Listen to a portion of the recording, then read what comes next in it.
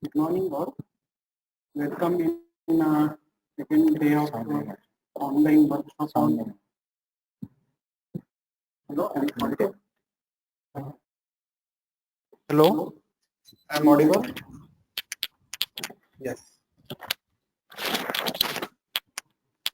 Today we are going to discuss about the classification model based on machine learning. We just recall the things which have been cleared yesterday as the definition of machine learning and types of machine learning.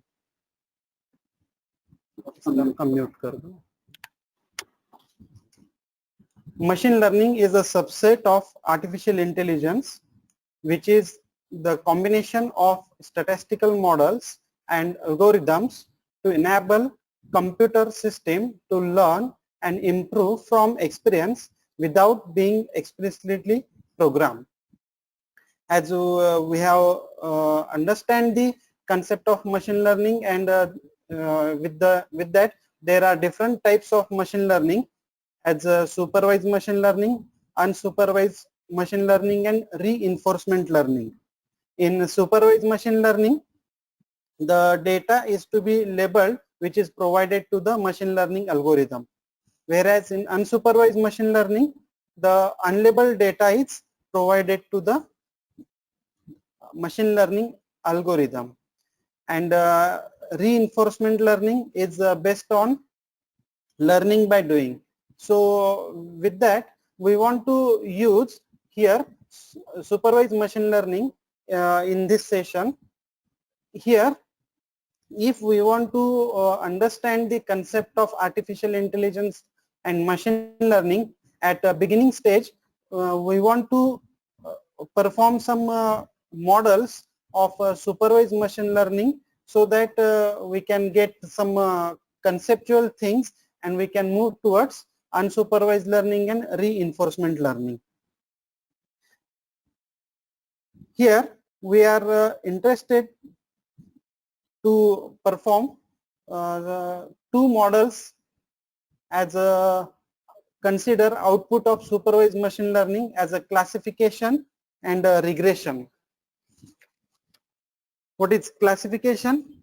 The learning data set label is divided into two or more classes, and the learner produces a model to assign unseen input to one or more classes. It is called as classification. When we consider the data set has been categorized in two parts or two terms, then it is called as binary classification. And if more than two classes categories are there, then it is multi-class classification. We can say example of binary classification is that either patient is with corona positive or corona negative, and another multi-class classification, the patient may be with disease of corona, maybe with SARI, maybe with diabetes, and etc. The second term is regression. Regression is the learning dataset label contains real numbers, and the machine learning algorithm produces a model to assign a real number to unseen inputs. It's called as regression. If or we can also define this regression as it is the relation, it shows the relationship in between dependent variable and independent variable, and accordingly if numbers of independent is one or single, then it is called as simple regression. If more than one independent variable is there, it is called as multiple regression. We will discuss regression in detail in tomorrow's session. Now we will move towards classification. Steps to solve machine learning problem by classification. Mainly there are 4 steps to perform classification. First, data preparation. Second, training set generation. Third, algorithm training. And fourth, development and monitoring. since machine learning model involves learning from experience. If data fed to machine learning model is not right, then model will not get proper knowledge from the data, and it would not implement the correct learning. That is, it is going towards the wrong learning, and it calculate wrong output. So data preparation is the one of the crucial step to build machine learning model. It is prepared from, again, 3 steps. First, we want to select data, then pre-process the data and transform the data. As we complete the first step, the second step is we want to train the model. For training purpose and testing purpose, we want to divide the data set. We can use training data set to train the model and testing data set to validate the accuracy of output. It is important to have a correct training database, because initially when the machine learning model is to be learned, and the output is based on learning by doing itself. So it is very important to understand or get the data from data preparation to the machine learning model. Third step, algorithm training. Now we want to select the appropriate machine learning algorithm which is based on data set as well as based on problem which is to be solved. And afterward we want to focus on development and monitoring. Once machine learning model is developed, trained and tested, we want to monitor model to get accurate output. These are some examples for classification problems. Text categorization, we can consider the example for spam filtering, then fraud detection with credit cards, debit cards and banking sector. We can use this machine learning problem belonging with fraud detection, then optical character recognition, then machine vision, which includes face detection, face recognition, etc.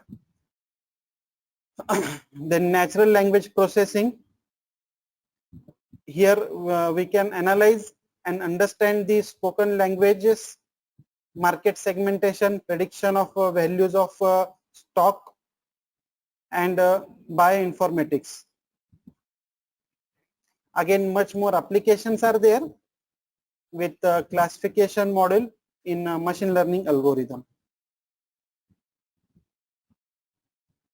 Here we consider some of the machine learning algorithm which is performed for classification as a naive Bayes classifier, k nearest neighbor and support vector machine, which are going to be implemented and understand the concept theoretically here.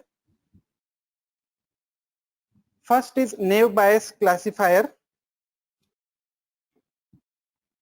In machine learning, naive Bayes classifier is the based on probability theory and Bayes theorem. It is used to predict the analysis of output in a machine learning problem. It is simple to build and used for very large data set. It comprises of 2 parts, naive and Bayes. Why it is called as naive? Because it assumes that the presence of particular features in a class is unrelated to presence of any other features. And why it is based? Because it is based on Bayes theorem.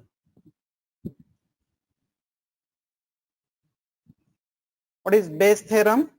We can represent the mathematical term of Bayes theorem here.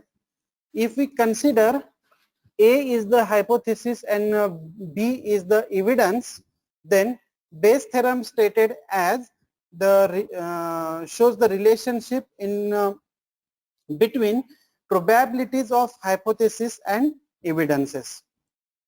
We can represent it by the probability of A given B is given by the product of probability of B given A and probability of A divided by probability of B.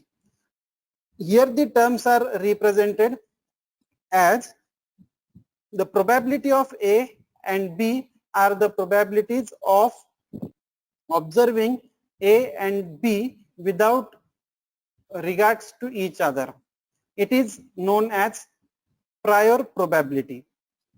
Then the conditional probability P, probability of A given B is also called as posterior probability, and it is given to observe the event A given that B is true. Similarly, the second posterior probability is considered as a probability of B given A. Next, how naive Bayes work. We'll go through some mathematical term to understand the working of naive Bayes algorithm. Let us see how we can implement it in real world. As we consider here some data set which is used to predict whether we can play or not play tomorrow. The parameters are considered as outlook, temperature, humidity, windy to obtain the result as we can play or not play in terms of yes or no. Here outlook is again classified in three terms as rainy, overcast and sunny. Temperature is again defined in three terms: hot, mild and cool. Humidity is again high or normal. The wind is either true or false, and predicted value is termed as yes or no.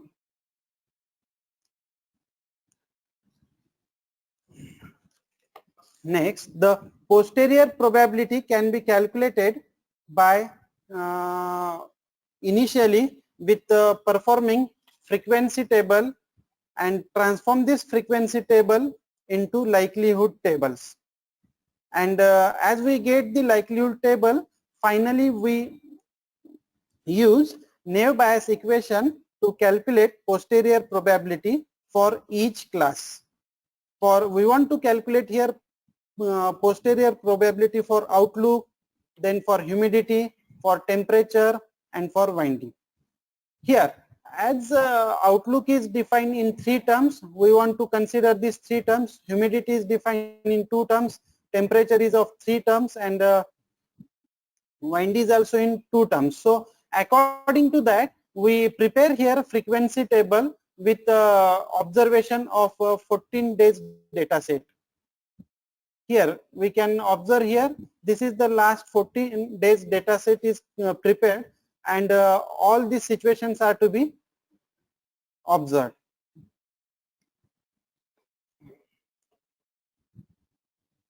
Now we want to find whether we can play or not play the game in that day. So we want to observe here the posterior probability. As the frequency table is prepared, this frequency table is converted into likelihood table, which shows the probability of particular day to play or not play. We can observe that if outlook is sunny, the probability of play S is represented as 3/9. If outlook is overcast, the probability to play S is 4 by 9. If outlook is rainy, the probability to play S is 2 by 9.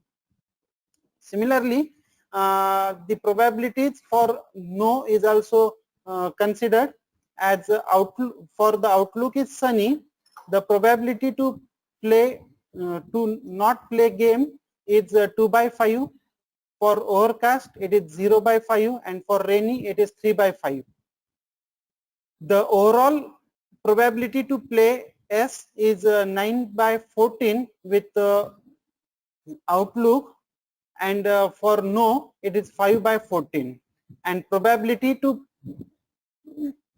sunny environment 5 by 14, overcast 4 by 14, and rainy 5 by 14. It is defined with or we can compare all the parameters with our definition of Bayes theorem, which stated the product of these two probabilities and divided by the probability of x. So we define here the posterior probability is obtained by this. Posterior probability is defined for playing S, for outlook, for sunny season, and for playing S, the probability is we want to find the probability. So we consider the probability, which is 0.33 is multiplied by 0.64, and it is divided by 0.36, which get the output as 0.6. So we get here probability, posterior probability for playing S in a sunny environment is 0.6. With the same, we want to calculate for no. Then here frequency table is prepared, and we convert this frequency table into likelihood table, and again we observe the probabilities for the same situation at the plane is not played. If outlook is sunny, the probability to not play is calculated here with 2 by 5. For overcast 0 by 5, for rainy it is 3 by 5, and overall probability is considered as a 5 by 14. So it is also obtained by considering the Bayes theorem. The product of 0.4 and 0.36 is considered, and it is divided by 0.36. So we get the result as a 0.4. The posterior probability to not play in a sunny environment is 0.4. If we compare these two posterior probabilities, probability to play S or probability to play no, the probability is 0.6 and it is 0.4. The greater probability is considered as a predicted output of Naive Bayes classifier. Which one is greater? 0.6 is greater. So the Naive Bayes classifier predicts that we can play the game on that day. Why we want to use this Naive Bayes classifier? There are some benefits to this algorithm, and some of the downsides are also there. Benefits: when we assume the independent prediction as a whole true, a Naive Bayes classifier performs better as compared to other model. As well as the Naive Bayes required a small amount of training data set to estimate the test data. So the training period is less as compared to other models. The probability, because of it is based on probability theorem, it requires less data set to be trained the model. Then it is also easy in implementation. Some of the downside, we want to assume the independent prediction here as different classes are there for outlook, humidity, temperature, windy. We want to perform analysis with independent prediction. If the categorical variables have category in test data set which was not observed in training data set, then model will again assign as a 0 and probability will be unable to make this prediction. Second one is k nearest neighbor. It is also one of the most used algorithm in to perform classification operation in machine learning. K nearest is the simple algorithm that stores all available cases and classifies new cases based on similarity measurement. The similarity is measured in terms of distance function. Various distances can be calculated to find the similarities in between two data points. The k nearest neighbor has been used in statistical estimation and pattern recognition. It's starting from 1970s. A case study is classified by majority vote of its neighbors, with the case being assigned to the class most common among the k nearest neighbor measured by distance function. The distance functions are considered as here. It may be a Euclidean distance, it may be a Manhattan distance, or it may be a Minkowski distance. All the distances are calculated with the difference in between two data points, and which are to be the term is make as a positive. If we take the difference and make a square with the square root, the term is always positive. Here also we take the mod, so this term is also positive. Every time we require to get the term is positive because it is measured as a distance. It can be noted that all these three distance measure only valid for continuous variable. If the distance is categorized in a different or a classical variable, then we want to use Hamming distance. Now, in a k nearest neighbor, what is k? How to select the value of k? K is the number of nearest neighbor. To choose the optimal value of k, which is the best value, first inspecting the data which is to be trained to the model. In general, the large value of k is more precise as it reduces the overall noise of the performance of the system. But still there is no guarantee to predict the correct output with this large value of k. We can go to nearest value with this consideration of large value of k. Also we can perform cross validation to avoid this disadvantage of considering large values of k, and we can determine here good value of k again by using independent data set and validate with k value. The best selection of k value is lies in between 3 to 10. How does this k nearest neighbor work? Here we consider the example to identify credit defaults. The term is to be measured in two variables as age and loan.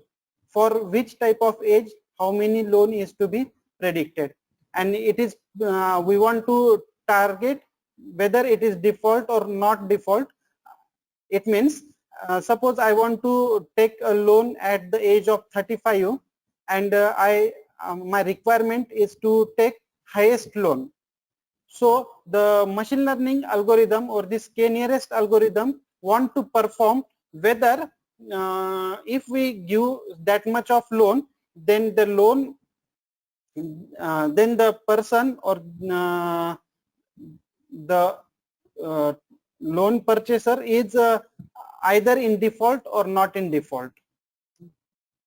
We can go through this example. If anyone want to take the loan at the age 48 and the loan amount is considered as $1,42,000. We want to perform here with Euclidean distance. Here different values of k are to be considered as k is equal to 1, k is equal to 2 and k is equal to 3. We consider initially if k is equal to 1, the nearest neighbor is obtained with this age and loan value. What is the age? Age is considered as 48 and the k, we consider k is equal to 1. With that age, 48 age, the it is compared or obtain the differences in between this 48 and 33. As the distance, Euclidean distance is obtained by square root of these two terms, two parameters, then we take the difference of 33 and 48 as well as loan amount. And the terms are to be squared and whole term is to be square root. And here the output is represented as it may be in default. With k is equal to 3, again there are we consider if k is equal to 3, 1, 2 and 3. 1 is yes, 3 is also yes and 2 is no. It means two values are default yes and one value as a default no. So at k is equal to 3, again the predictor shows the person may be in default with this age and with this loan amount. It is about k nearest neighbor. Some of the benefits and downsides again with this k nearest neighbor. It is simple to implement. It is flexible to feature and find the distances choices. Naturally handles with multi-class, can do well in practice with enough representative data.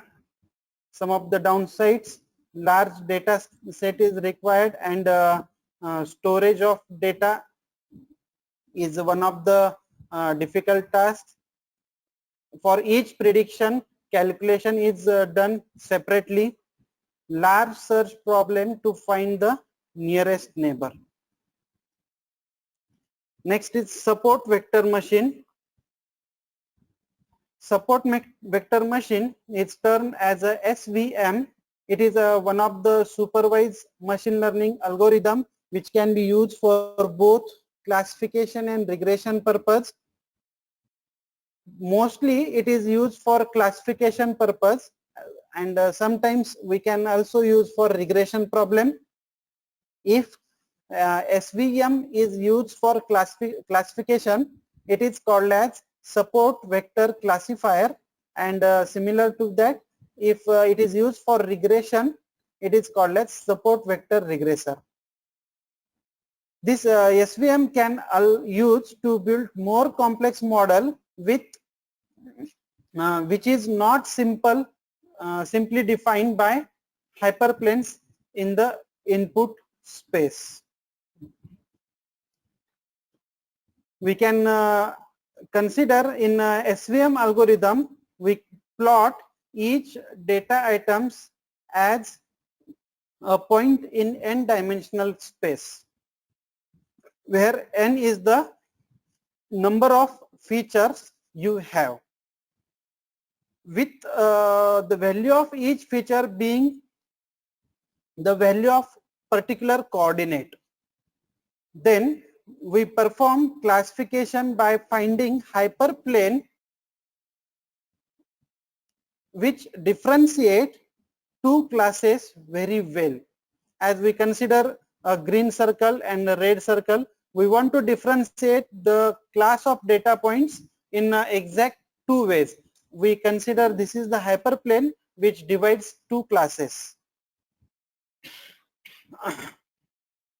In a support vector machine, the data items are represented with different classes, and we want to segregate these classes by observing or by understanding various hyperplanes to segregate it. Now the question is that how we can identify the right hyperplane. The answer is obtained here. We consider two scenarios where we want to separate the star and circle. Here, to separate the star and circle, different hyperplanes are represented as A, B, and C. Now we want to identify the right hyperplane. It is identified by thumb rule. Now as we observe, the classification or segregation is proper with hyperplane B as compared to A and C. So we select here hyperplane B to segregate the class of data points. In a second scenario, again three hyperplanes are considered, A, B, and C. Here all these three hyperplanes are segregating the two classes very well. Now which hyperplane is selected as a right hyperplane? Here the hyperplanes are selected by considering the distance calculation. The distance between nearest data point or class and hyperplane with the help of we can find the distance. As suppose we consider hyperplane B, the distance is obtained. Suppose the distance is considered as x. With hyperplane A, the distance in between data point and plane is considered, suppose it as a y. As we compare with the third hyperplane C, the distance is calculated. Suppose this is x1 and the distance is calculated, suppose it is y1. The maximum distance is considered for getting the good hyperplane.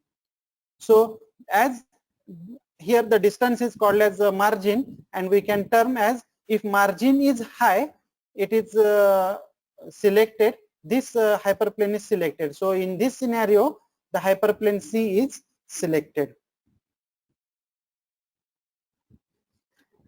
It is about support vector machine. Again, some benefits and downsides for this support vector machine. Benefits are, it is used to create very complex decision boundaries for low dimensional data sets as well as for high dimensional data sets. The support vector machines are effective for the cases where number of samples are less than numbers of features. Also, support vector machine maximizes the distance between two classes, hence provide more confidence level support to predict the value. Some of the downsides, it is not scaled to huge number of samples. It needs lots of memory and computation for large data set. It may be take more time to train the model. Also, SVM expect all features to be on similar scale. If some of the star is to be represented to this side or some of the circles are represented to this side, at that time the model predict the less accurate output. Also, sometimes the model are hard to explain. Then as we perform the machine learning model for a classification purpose, we want to perform the output, how the model is to be good, or we want to develop this model. With the model performance analysis, some terms are to be calculated as R-square value, confusion matrix, recall, precision, F1 score, and ROC curve and AUC. R-square value. It is a statistical measure of determining how close is the data to fit the regression line. Here the R-square value is calculated by explained ratio of explained variance to the total variance. If the total variance is the we can say this the variance that present in the observed data set. The value of R is considered or it is lies in between 0 and 1. 0 means model does not explain many variability of the data around its mean, and if 1, then the data is around mean, explain all the variability. Second is confusion matrix. It is the summary of prediction results on classification problem. The number of correct and incorrect predictions are summarized with count values and broken down by each class. The confusion matrix shows the way in which your classification model is confused when it makes prediction. It gives us insight not only into the error being made by classifier, but more importantly the types of error that are being made. The terms of confusion matrix are represented as the P as a positive, observation is positive, and observation is not positive, then true positive, observation is positive, and predicted prediction is also positive. False negative, observation is positive but prediction is negative. True negative, observation is negative but prediction is prediction is also negative.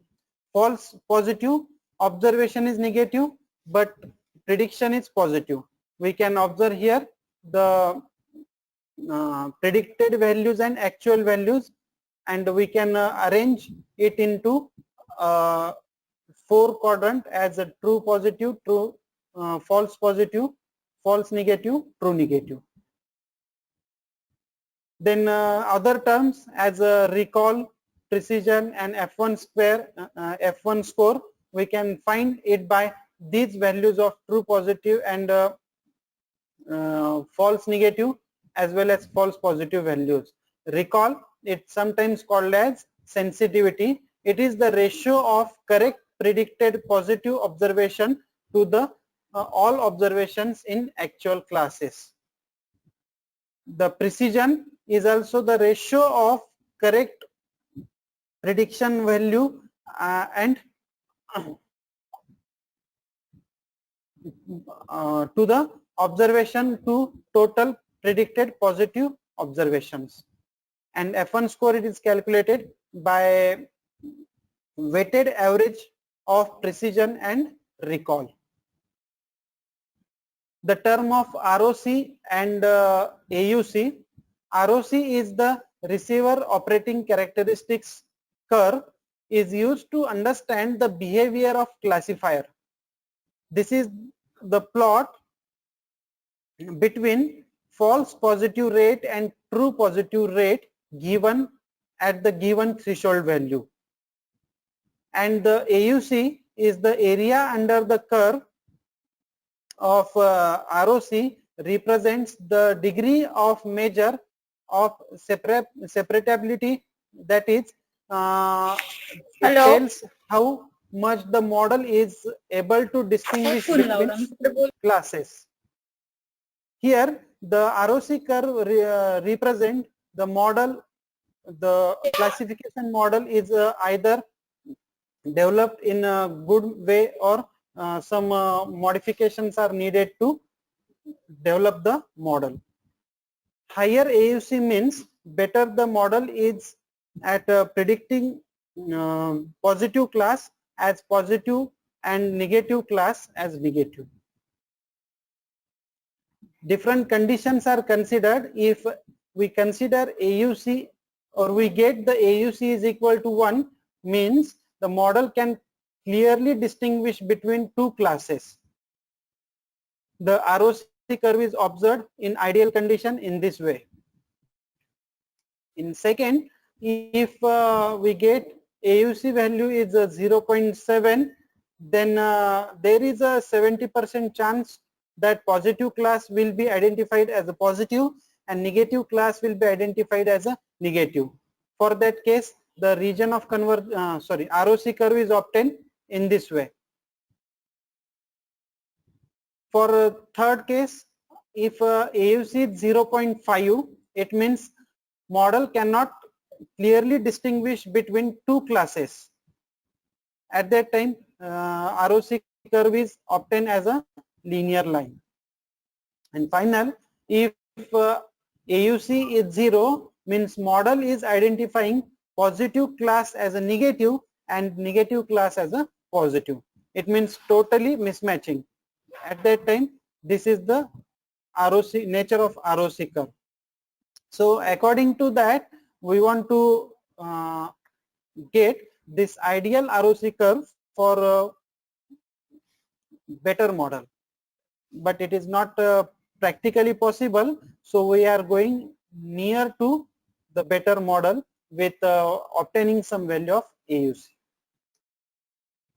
This is about a classification model in machine learning algorithm. If you have any query. This conference